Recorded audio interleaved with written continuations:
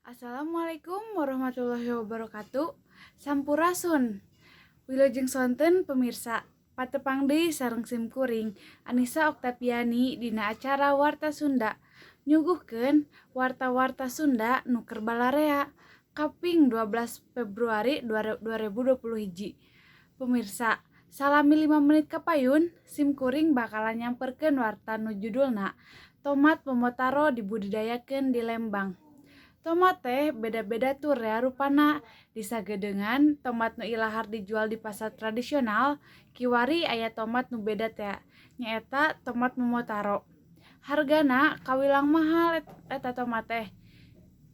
Dibudidayakeun ku Patani Lembang. Tur dierong boga pangaji anu mahal. Tomat teh salah sahiji bung-buahan nu ilahar dijadikeun bahan sayureun atawa sambeleun. Sakapeung tomat ge ilahar dikonsumsi ku langsung pikeun bibila satu tas sadahar.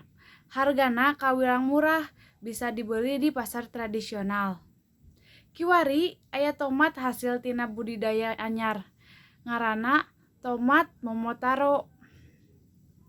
Patani di desa Langensari, Kecamatan Lembang, Kabupaten Bandung Barat, kiwari keur ceuyah ngabudidayakeun tomat momotaro. Eta tomat momotaro teh mibanda pangaji anu kawilang mahal, batan tomat lokal lantaran kualitasna punjul dilelewek di Lembang. Tomat momotaro bisa tumuwuh kalawan harde, samalah hasilna bisa dipanen 3 kali dina jero seminggu. Pareng mangsana panen muput tomat momotaro teh henteu bisa sagawayah, kudu luyu kana aturan sangkan bisa awet turta. Pangajina bisa tetep punjul. Tina ngaranna geus bisa kataksir yen tomat momotaro teh lain asli tomat ti urang, tapi ti Jepang. Tumuwuhna tomat momotaro kawilang langka di Indonesia lantaran kudu nyaluyukeun jeung hawa katut lingkungan di Indonesia.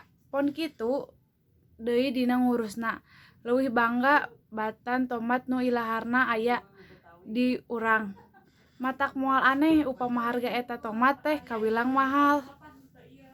Eta hal diebrehkeun ku salah saurang patani tomat momotaro di Lembang.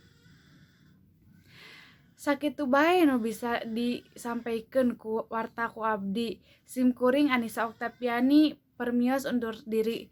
Wilujeng sonten. Wassalamualaikum warahmatullahi wabarakatuh.